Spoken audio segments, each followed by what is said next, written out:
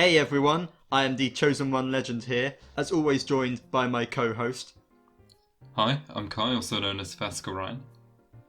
And once again joined by our thumbnail maker and Tim Tam provider, Sam. Hi Sam.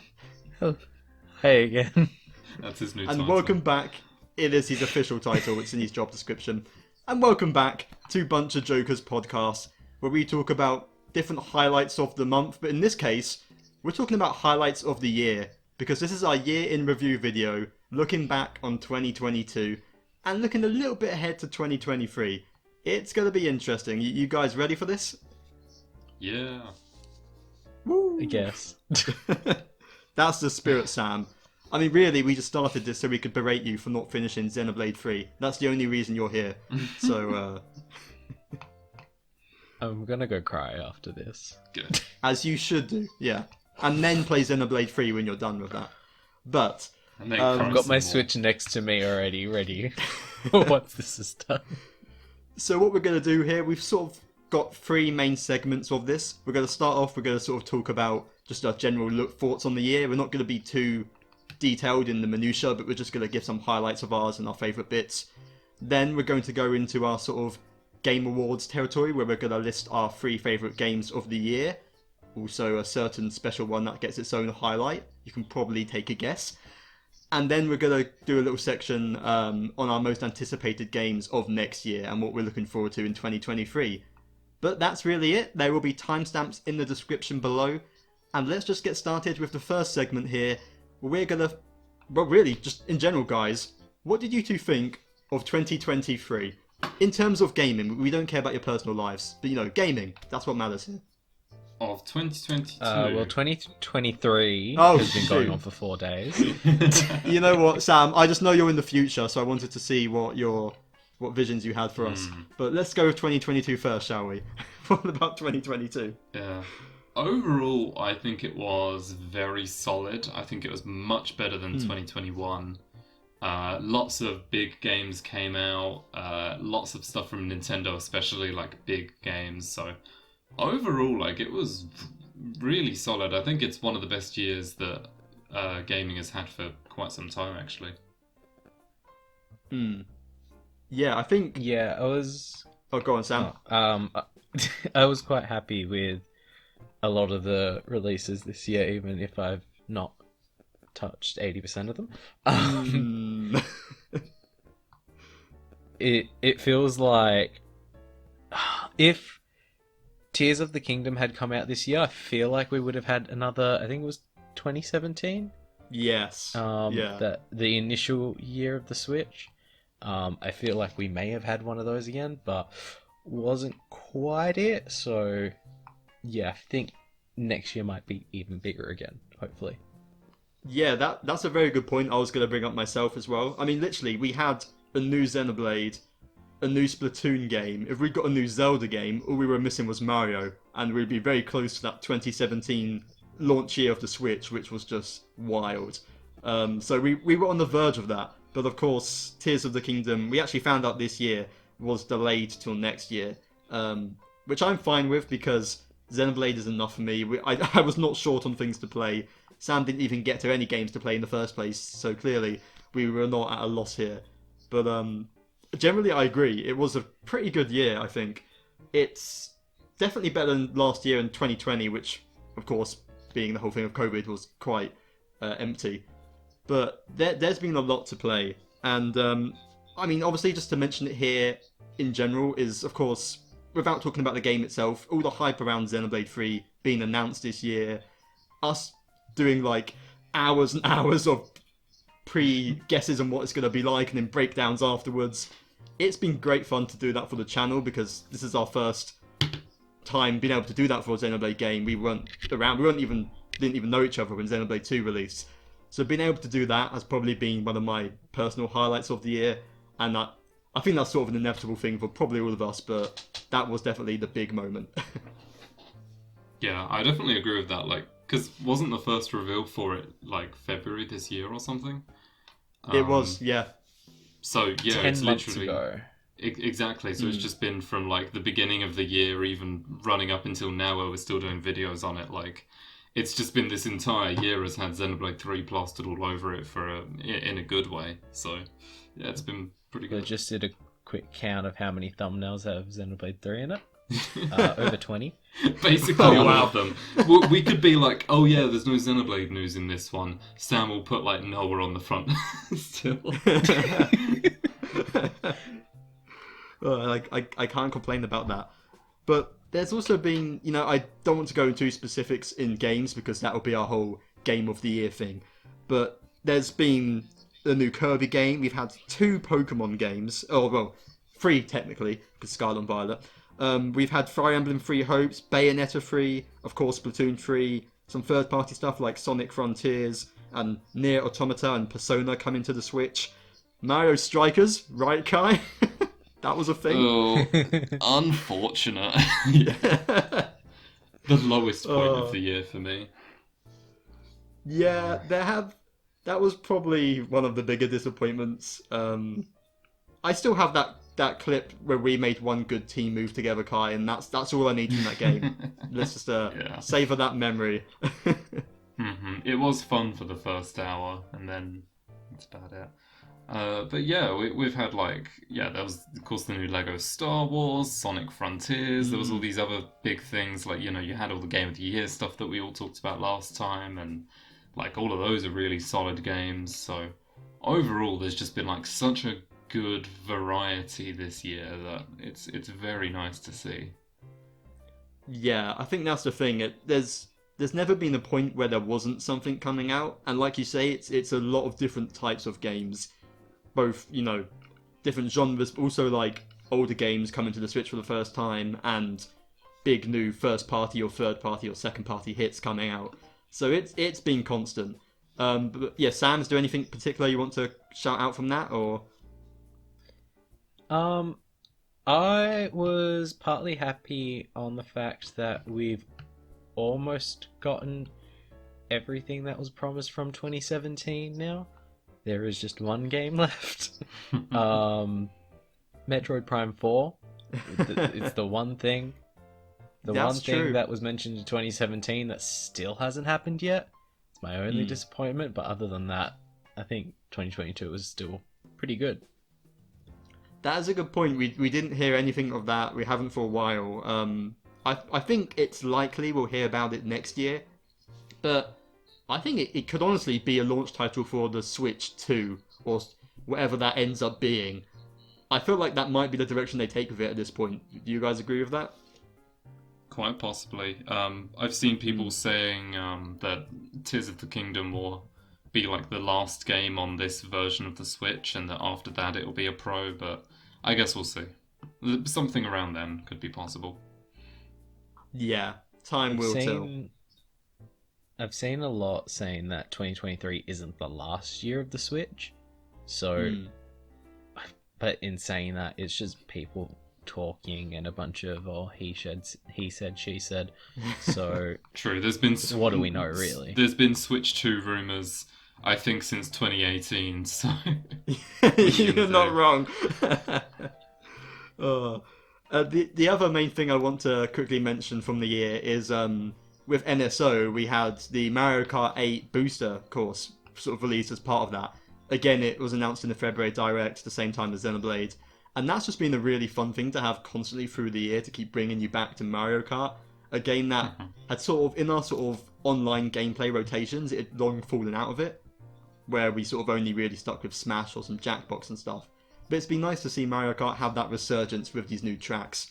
Especially with the quality a lot of those have been.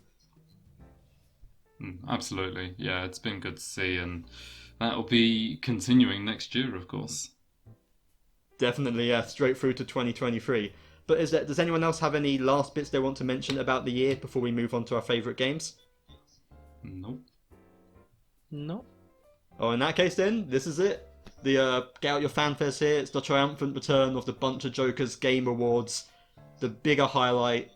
Sorry, Jeff, but we actually mentioned Xenoblade in ours. It actually gets stuff. And speaking of that, we're going to give our first sort of general BunchaJokahs Game of the Year to the one and only Balan Wonderworld for the second year in a row. No, it's Xenoblade Chronicles 3, of course. I mean, Yeah. it's just... we're bunch of jokers. What else was it going to be at this point? We've talked about it so much. We did our review video, me and Kai, and we've done so many breakdowns, and we're doing even more coming out next year. But we had high expectations, and by all accounts, it delivered, right? Yeah, I mean, it was just exactly what we wanted in terms of, like, just a new Xenoblade, everything to sink our teeth into. Like we've said, it's sort of claimed the whole year for us. We've done discussions, analysis, everything on it. So, yeah, just really quality, 250 hours well spent, so no complaints here. Sam, I guess you're the only one who hasn't really got to talk about Xenoblade yet. So do you have any specific thoughts here on what you have played?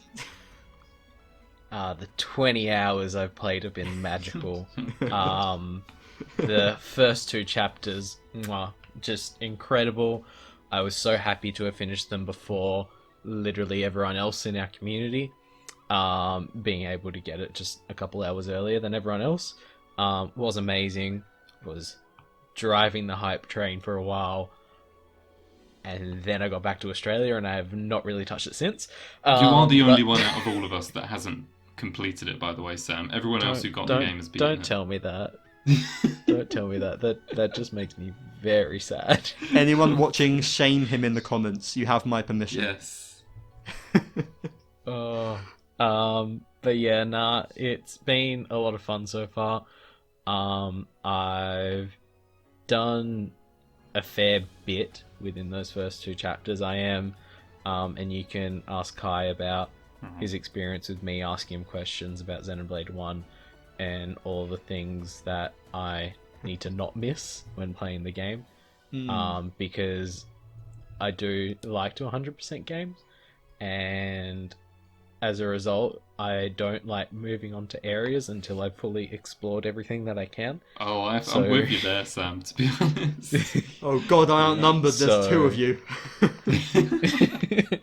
So, as opposed to just speeding through and just essentially taking the fun out of everything else that gets put into the game, I do like to take my time with that sort of stuff. But yeah, it's been a lot of fun so far from what I've seen of it, and I'm hoping the hype of it just sort of continues up. But who knows, I might be the one and only one in our group to go, nah, terrible, disgusting. No pressure, but if you say that, you are fired. That is official. I mean, it's right there in your contract. One must like every Xenoblade game, except you can be on the fence about X. Those are the rules. But yeah. Yeah, I do have to give you a special shout out here, Sam, as well, for making so many killer Xenoblade thumbnails despite not knowing anything about what the pictures we're sending you to use. So the panic of... Alright, I have a little bit of anxiety, and I try to avoid going back and asking for things every 5 minutes. So every now and again I would do the very, very risky thing of Googling something. Going like Xenoblade Chronicles 3 Chapter 5. Oh no. Oh, that's dangerous. And... This is the first we've heard of Oh, this, yes. to clarify. I think you're giving Kai anxiety it was right now. very dangerous. Oh, you're... Look, I didn't see anything from that. I was, if anything, more spoiled days before the release of the game of major endgame things. Sam has seen the one But thing. yeah, my risky searches turned out less devastating, I guess is a word, than what my close friends told me the days before release, which quite frankly upset me very much. I was crying in my hotel room alone. Well, we can dream that this time next year you will have finished Xenoblade Chronicles 3. I'm not sure I can say that confidently, but that's the goal, Maybe right? you'd have beaten Look, I chapter make 3 no by that point. promises. That's the goal. Maybe. I'm a busy person. he'll beat a chapter each year, so he'll beat chapter 4 in 2024. You know, he just lines it up. But Yeah. let's move on then. Now we sort of did that as its own separate thing, otherwise that would just be at the top for all of us. So now we can move on to our top 3 games of the year, apart from Xenoblade. And Kai, do you want to start things off here with what's your number 3 pick for the year 2022? So one thing that we've included in this is the game doesn't have to be from 2022. It just has to be like something we played this year.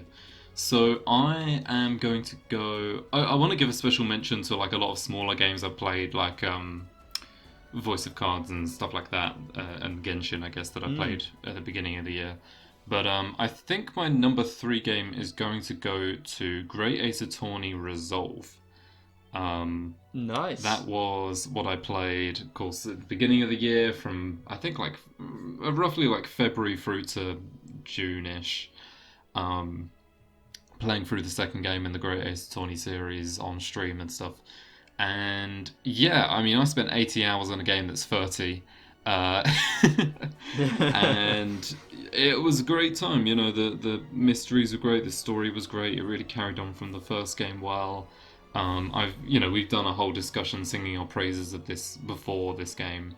And just overall, like, it's really solid, and as we've sort of briefly mentioned before, Matt, it's the soundtrack has prevailed in our Spotify Wrapped, so completely. that speaks for itself. I think it was 4 out of 5 really of solid mine. Game. It was my top artist, and it's like, that makes sense. Really solid game, just brilliant story. Good stuff. Absolutely. And you might hear a bit more about that later on. But Sam, do you have a number 3 pick? Did you pick something? Yes. All right, let's go for it. Thanks to a suggestion from the very terrible and horrible Kai, my number 3 pick is the 10 minutes I played of Super Mario Party with Matt and Kai. I will say, looking at the previous Mario Party versus this one, I can't remember the names of each of them for the life of me.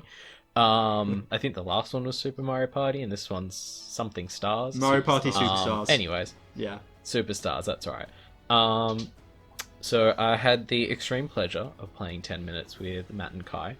5 minutes into the game, I was very unrightfully disconnected from my lead, and I continued to play for 10 minutes despite Matt and Kai telling me that I had been disconnected because I was still playing the game, not realizing these were NPCs. To clarify, this is on our channel. I'll put it below, but you can watch this video. It's all captured. Mm-hmm. So I was weirdly happily disappointed, let's put it that way, because it was funny. It wasn't fun in the moment, but it's funny looking back at it. But like the rest of the game, I'm alright with. It was one of the games that came out. The game, what's getting me is that 10 minutes of gameplay where I was just infuriated with rage. I can't say I've experienced anything else like it before, and I would definitely do it again. I mean, let's put it this way. When you were playing it, during that very brief time that you were actually in the game, you won, like, both the mini-games. And then as soon as you disconnected... I was in the lead! Yeah. I was winning! As soon as you disconnected, you got absolutely wiped. And I really think that's the charm of it all, you know? I might want to change this. This is now my number 1 game of the year, in hindsight. I'm looking back at it. I'm starting to think that Matt and Kai did this deliberately. They were intimidated by my Mario Party skills. You think I'm intimidated by your Mario Party they needed skills. to take me out. They could not win without taking me out. I would like to say what? We've been trying to do a rerun of that game all year and you've not been able to, Sam. Sounds like someone's afraid of the truth. Wow. 1v1 me right now. I can't, your Wi-Fi's not good enough. I've been trying. Oh my god, I will slap you. I'm just waiting for the Discord call to like disconnect that very moment. But It's Mario Party. Eventually. a perfect pick, Sam. And I guess I'll go with my my third pick for the game of the year here in third place is one I did mention close to the beginning of the year, which is Kirby and the Forgotten Land. And to be honest, I almost forgot about it just because I beat 100%ed it within a week. But it was about the time that I actually got COVID as well, so I just had nothing to do, so it was all Kirby. But that's not an insult to it though. It is a really fun game that just knows exactly what it wants to be, and it doesn't have to be a big sprawling 100-hour game. It uses its runtime, its 20-hour runtime perfectly. It's just Kirby translated perfectly into 3D, really. That's what it is. We haven't really had that before, surprisingly, but they managed to nail the feel of it. It's cute, the atmosphere's great, some of the music is surprisingly banging. It's generally up there with some Xenoblade Freeze tracks, some of the highlights. So yeah, it's just a really stronger game than it had any right to be, really, and if that's the first 3D Kirby game, I think if they're to do another one, it could be even greater. This could keep going and be a whole new thing, because the 2D formula was starting to get a bit stale. But yeah, this is really nice to see Kirby doing a new direction and doing it well. Would definitely recommend it. And there's a demo. Yeah, it looks like it had some really sort of quality gameplay, like different things that were in the game and stuff you could do, so might be worth checking out. Absolutely. Just listen to the King DDD battle theme. It's called the Roar of DDD. Oh, I have. And yeah, it's good. It goes hard. Yeah. But Kai, what's your second place pick? My second place pick, I am going to attribute to Splatoon 3. Now, of course, this is an ongoing thing. It came out in September. I didn't really stop playing it till the end of September because I was still on Xenoblade at the time. But yeah, Splatoon 3 is just really, really solid. Like, you know, it's taken stuff from the first two games and like, from what I've seen is that Splatoon 1 and 2 did have a lot of like fundamental issues and setbacks that kind of had people enjoy the game at first but then stop enjoying them. But Splatoon 3 just seems really solid and polished in every possible way. The gameplay is fluid. The biggest thing is the connection issues, which personally I've not been experiencing that much. But yeah, the game is balanced, it's fun, there's a lot of replayability, there's, you know, a ton of weapons and everything. It's just overall just a really good time, and even now I'm still playing the game daily because I'm enjoying it so much, and I think that's going to persist for quite some time. So yeah, I just want to say, like, it's been really fun. I'm going to keep playing it. You should too. Yeah, Splatoon 3 would have been my fourth place pick, actually. I have not played enough of it. In general, I just find it hard to play multiplayer competitive games. I don't know why, they stress me out. Just having to compete against other people. Less so when I'm with friends, so hopefully if you do it on stream at all, I'll be more up for joining then and get back into it. And I definitely want to try out some more Splatfests. But even outside of the multiplayer, it has a really solid campaign. The music is great as ever. I like the new characters and that. Big Man alone is worthy of a top 3 spot. So, yeah, definitely a worthy pick there. Yeah, we love Big Man. The music's good. We do. I do have two comments. I have not touched Splatoon 3 yet. The one thing that's majorly putting me off it is the same reason why we haven't played another game of Mario Party yet. Imagine that, but connecting to 7 other people at a time. Yeah, not entirely sure how well it would go down. So it's been one of those things that's majorly put me off, if anything. Now that I think about it, maybe Australia is the reason for all the disconnect problems people are having. It's just Australia. Yeah. I think it makes sense now. That's pretty racist, man. It's a you problem. Pretty racist. Wow! So Sam, what's your number 2 pick?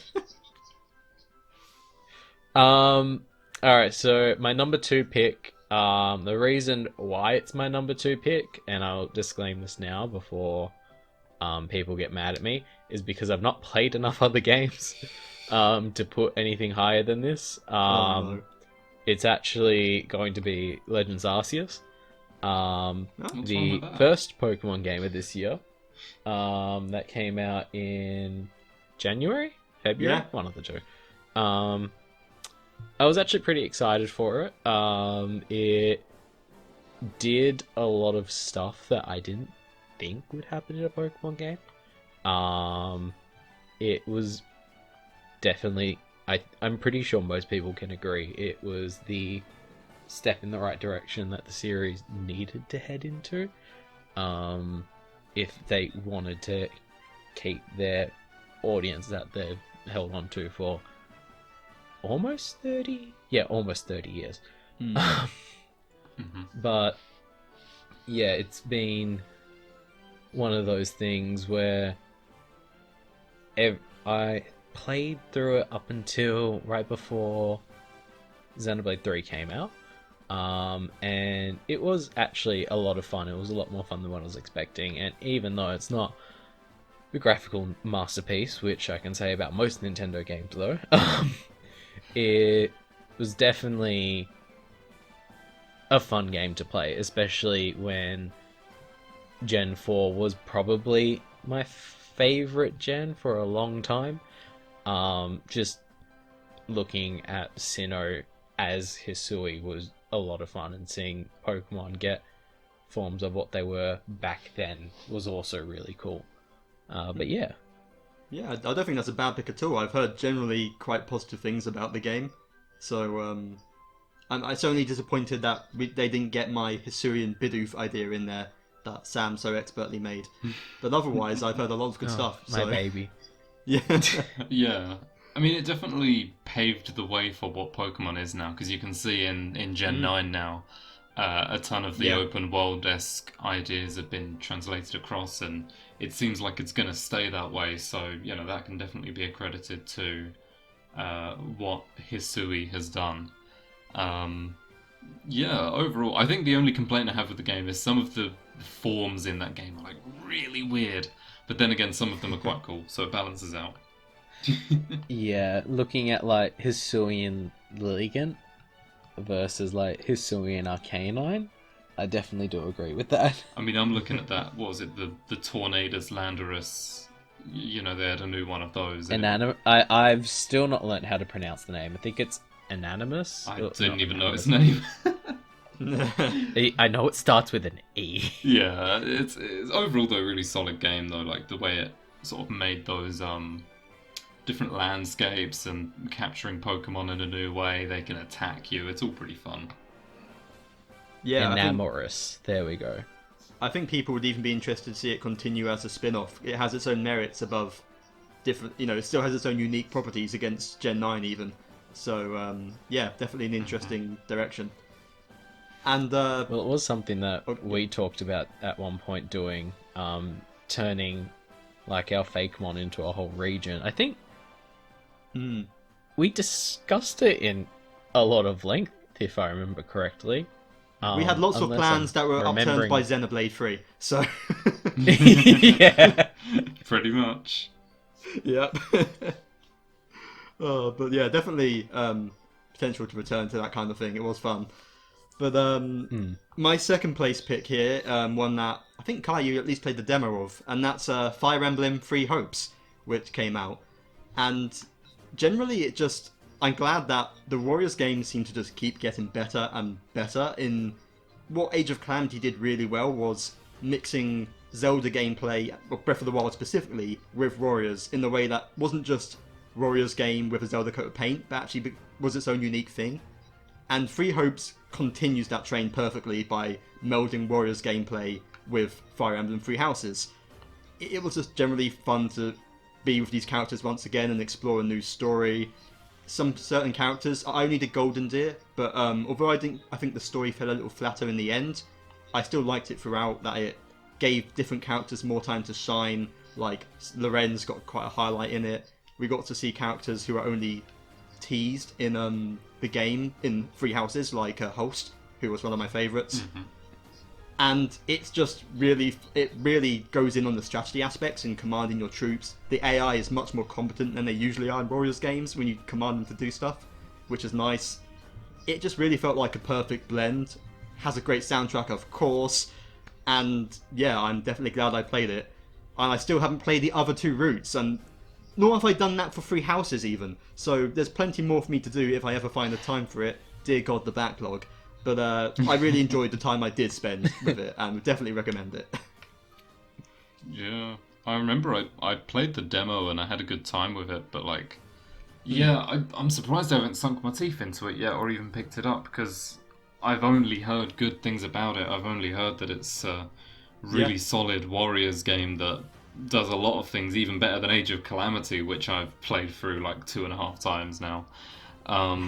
So yeah, like I really need to get into it, because Fire Emblem Three Houses was already good enough, and one of the strengths of that game is that it had a lot of world building and stuff that was only touched on in certain routes, and story that was mentioned but wasn't relevant to the main story. And this game was able to take stuff, like Holst being a character, and Elmira and stuff for the Golden Deer stuff. And it just kind of, they've expanded on it, and they've given it more character and life here, given it attention, and it's like, it's really cool to have so many new alternate stories with these characters and seeing how things could have played out differently. Yeah. Not even and to mention shout gameplay. Yes, and a special shout out to making the your avatar character shares an actual character with personality, and even doing the same for Byleth in this game, which we can see they're it seems they're transferring that to Engage, where it looks like the protagonist has more character to them, so I'm glad that's continuing to be a thing. It showed a good direction for Fire Emblem as a whole. But yeah, that's second place. Now our excluding Xenoblade 3, our games of the year. Kai, what's your game of the year? Excluding Xenoblade 3. It's pretty clear. I mean, yeah, this year has been the year of threes for me on the most part, because there was Splatoon 3, Xenoblade 3, and I'm going to end it off with the most 3 of all games, Triangle Strategy, which I just have, I've sung a million praises about this game up and down the walls non-stop, because they're true. I think that this is a phenomenal game that uses the tactical battle system style like Fire Emblem, but just does it so good. The setting of the game is really cool with the world it creates, Norzelia. The story that follows from that is just brilliant, like the way that it really feels smart. It's not like some, stories where they're really simple, or it's like, well, what about this option? What about this option? This game really explores everything in a really smart way, and even brings up things that you may not have even considered. But it's all measured. It all makes sense. The different routes in the game is brilliant. The way that you can choose what to do, and there isn't a right and wrong option. It's just whatever you value the most.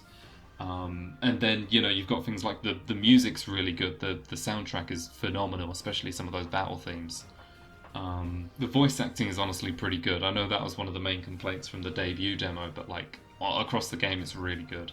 And then there's the gameplay, which is the focus, which is just, it takes the tactical battle system and it adds a lot of depth to it. You've got characters that can make ladders and spring traps. You've got elements on the terrain. You can set grass ablaze and then freeze it and then electrify it and stuff like that. The battle system is really difficult, but you have 4 different difficulties if it's too hard. So you can change it. You've got more complexities in the battle system with height. Overall, it just, it hits every single mark, I think, and doesn't really fail anywhere. I think it's such an ideal game that I really hope, there's not going to be a follow-up to it. It's a very standalone game, but I hope that this sets a precedent, because, I've even come close sometimes considering if I enjoyed it more than Xenoblade 3, because it left that much of an impact on me. It was very good. Yeah, that's a statement. That's a bold one. Yeah, and I only played the first demo. I didn't even play the second demo, which I know improved some things. But it was definitely very well made. It's a very pretty looking game. HD 2D continues to thrive with Octopath. Get ahead of ourselves. Yes. Octopath 2 is coming out next year, and the Dragon Quest 3 remake in that style. It looks great. Yeah, I definitely. If I did play it, it'd definitely be on an easier mode. I'm a wuss, but from everything you've said, I definitely have an interest in seeing it one day because you do sing very high praises of it. Yeah, I definitely think that debut demo was a positive thing overall, because while it gave a lot of bad tastes because it quite literally puts you in the hardest level in the game for bits of it, and it's harder than the regular game, but ultimately when you get to the actual thing, it's that the game is very fair, you know, in both the story when Yeah. you're making decisions and in the actual gameplay itself. Things are difficult and things are complex, so if you don't want to think too hard, it's not for you. But like when you really want to sink your teeth into it, you'll find that although it's very tricky, everything is fair, and I feel like that's one of the main draws. Nice, yeah. Definitely one to check out. Although they're here now, Kai, I sort of knew what your game of the year was going to be. I sort of had a hunch. Yeah. But Sam, I'm not sure what yours is. What surprised me, Sam? Not a What clue. was your game of the year? I feel like it's a fairly obvious one, and I have a small story to tell along with it. Because, I mean, excluding Xenoblade 3, there hasn't been too much else I've played, and the only Pokemon game that I have played this year, Legends Arceus, I wouldn't call it Game of the Year. So my Game of the Year this year is actually Mario Kart 8 Deluxe, because of the DLC. I won't repeat too much of what was said earlier, but the new tracks and the old tracks coming back have been a lot of fun to play. I know there's been a fair few of them that we had been waiting for a while, such as Waluigi's Pinball, and then there's just been nostalgic ones like Peach's Castle, which has been a lot of fun to play through. And yeah, but the little story I was going to tell I don't actually know if Kai realizes what I was doing this night, but I vaguely remember. Apparently I drunk called Kai while he was midstream. Oh yeah. I was at a little warehouse. We were actually playing Mario Kart 8 Deluxe and all the new courses and stuff. We got a little bit carried away. Shots got involved. Drinking shots, not Wow, gun did shots. it really? I couldn't tell when you called me, screaming, Kai, the walls are shaking, the walls are shaking. They literally were. Can I just say, I think we might have had a Sam drunk story in last year's year in review. I feel like I'm not this is saying becoming apparently, recurring. yeah. I can't remember which one it might have been. I feel like I've told a few at this point. I'm just realizing what sort of impression I'm setting for myself. I can assure you, I am quite the opposite.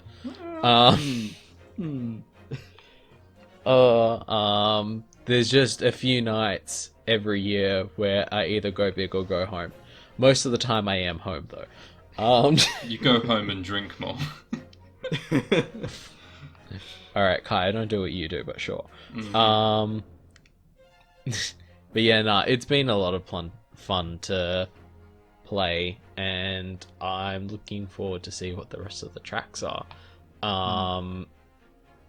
I've seen a few people trying to speculate what they will be, but I'm just going to not get my hopes up, and just wait and see. Yeah. I mean, like I said, we mentioned it earlier, but it was definitely really fun playing them through again, giving Mario Kart life that it had sort of been absent for a little while. We'd sort of forgotten about it almost. And it's still just as fun to play. Not to mention, I mean, we won't go too into this again, we just discussed it last month, but even adding new item stuff, where you can change to customize the items, they are really going all in on making Mario Kart 8 fun to play still today. So I can definitely see that as Game of the Year. That's definitely a worthy pick there. There is one thing that I have slight regret that they've not done. And it's nothing I can really complain about too much because it's not like there's lack thereof currently. Why not add more characters? You're doing all of this. You could add like one character per wave and it would still end up perfect. I think they're worried about making it a Smash Bros. Mario Kart, to be honest. I don't think, there's easy ways to avoid that by just adding like Diddy Kong, but Where's I don't Gino? Yeah, Add him there's to literally Mario Kart. so many characters that they could add that are Mario characters that they've not got in Yeah, there. Honeybee. Pauline. I feel like at this point, just for the fun of it, Piranha Plant as a meme, Yeah. that Yeah. would be fun. I mean, there are some characters that Um, are in Tour. They added to Tour that they could, throw in here. Even, True. So Pauline is a big one for some people. Obviously there's Diddy Kong, Funky Kong. Yeah, and I'm sure there's plenty of others that aren't coming to mind right now. yeah, well, it'll be interesting to see when we end up getting. Because I don't think they will at this point. I think they would have done so by now. But you never know. Maybe in 3 years' time they'll be like, we're not releasing Mario Kart 9. Here's more content for 8 because this game's never going to die because it keeps selling. But either way, It I'm glad to keep literally playing is it. one of their best-selling games. I think it is their best-selling game on the Switch, isn't it? Oh, definitely, yeah. Yeah, definitely. But yeah, it's definitely a good game. And I guess for my game of the year, I'm going to be doing the repeat here, but mine is the Great Ace Attorney Chronicles. Both games, because I played both for the first time this year. And I mean, even Adventures alone would have been enough for it to be up here in the top 3. But when you add Resolve into that, and the way it quite suitably was given a name, resolves everything together. It like things going back to like the first case of the first game began to get unraveled in the last case of the second game. You know, it really connects things in a perfect way. It's Ace Attorney. The characters are great. The writing is superb. The music we already mentioned. Yeah, has been listening to it non-stop throughout the year.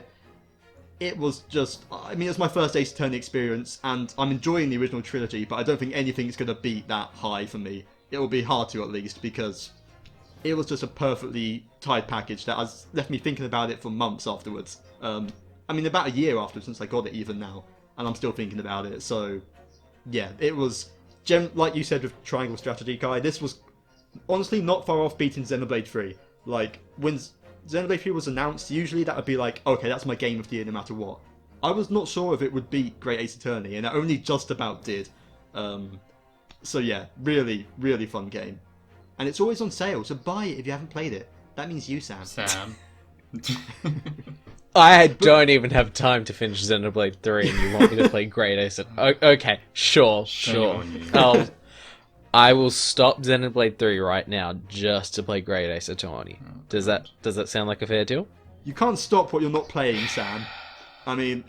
Oh my god. But yes, that's it. That's our games of the year. Good selection there. And that's pretty much all our thoughts looking back on 2022. So let's just, before we end things off, let's have a quick brief look ahead to 2023. We've got some games announced that we're definitely looking forward to. So first of all, I want to mention Fire Emblem Engage, which is coming out very shortly. I'm just excited for a new Fire Emblem. Three Houses was my first one, so I'm definitely looking forward to getting into the series more. Yeah, there's not a whole lot I'm looking at next year. I'm kind of hoping I can fill in the backlog a bit, maybe. Yeah. You know, get to things like Free Hopes that we talked about. But yeah, I mean, I'm mainly just looking forward to the same stuff you guys are, Tears of the Kingdom. I'm not picking up Yes. Silksong, but I know that's like probably going to come out next year. A lot of people are looking forward to that, so... Yeah, I'm mainly just sort of sitting back and waiting for now, seeing what happens and sorting the backlog out in the meantime. Sam, you got any highlights? I'm probably in the same boat as Kai, partly by choice, partly by threats from these two. I've not actually looked a lot into this year and what's going to be coming out. I'm pretty content with the stack of like 5 games I've got on my desk that I still need to get through very slowly. But yeah, Tears of the Kingdom, obviously. It literally comes out like 2 or 3 days before my birthday, I believe. Nice. Yeah, it's 2 because it's the 12th, I'm pretty sure. So that's a nice coincidence. I can use that as an excuse not to celebrate. Because I am not one for that. Other than that, honestly, I don't even know anything else that's coming out other than Tears of the Kingdom. Well, yeah, for me, Tears of the after Engage, which is coming out shortly, Tears of the Kingdom is the big one. You know, we've been waiting for this game since was it 2019 that it was announced. You know, it's been a while. Yeah, But it's been a while. it's. I also like Yeah, though I that we think know so so. little that we don't. Although it's been this long, we still have seen very little of it. And at this point, they don't need to sell me on the game. I'm getting it. I'm hyped for it. So I hope they continue to not show too much as we build up to it. But I'm definitely looking forward to playing it. That's going to be huge. I will quickly mention some PlayStation stuff I'm looking forward to. Jedi Survivor, which I talked about last month's podcast, but I'm a big Star Wars fan, so that's hype for me. Spider-Man 2 is meant to be coming out, which I played the first one for the first time last year and was really great. That was high up on my list as well. Final Fantasy VII Rebirth might be next year. It's meant to be winter, so it could go into 2024, but early 2024. But either way, that's one of my most anticipated games. Kai, get on Remake. I know you have it. Yeah, I do. But also, though, of course, Xenoblade DLC. We're getting a whole new story coming out with that, as well as a new character. So that's if it's anything like Torna levels, we're in for a treat, and that's gonna be up there in my most anticipated stuff. And also, Kai, is Pikmin 4 coming out next year? Was that announced for next year? Maybe? I don't actually remember, to be quite honest. We know it's coming soon. It's coming at least, so it could be next year. Yeah, we'll definitely get news on it, if not the actual release. Yeah. Yeah, it should be this year by the looks of it. 2023 is what it's saying. Right, yeah. Mm-hmm. Cool. So that'll Brilliant. be and that's pretty much the last big Nintendo game we know about is Pikmin 4. I guess Metroid Prime 4, but who knows? That's in the nebula of, Yeah. of the unknown. But yeah, it's interesting. It's in the vault somewhere. Yeah. But Probably been finished for like 2 years, and they're like, maybe next year. I think Nintendo do that. It's never impossible. But in I'm sure they've literally got the Prime trilogy remade just sitting there. yeah. Along with what else? Pikmin 4's probably been done and dusted for about 3 years, but they need to make it look like it's not been.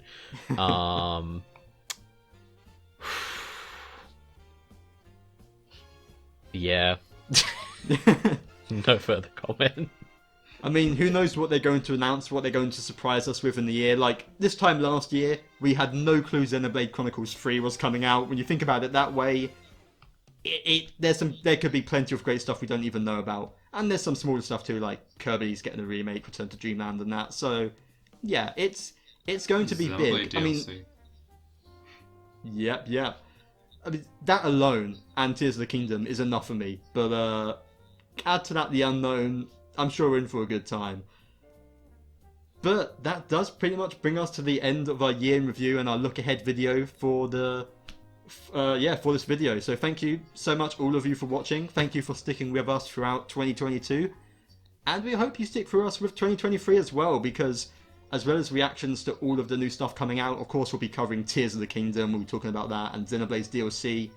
We've got more Xenoblade breakdowns coming out, looking at the heroes and the gameplay, and a bit more into that, and the future of the series in general. So please, stay around for all of that. But Kai, where else can people find you at?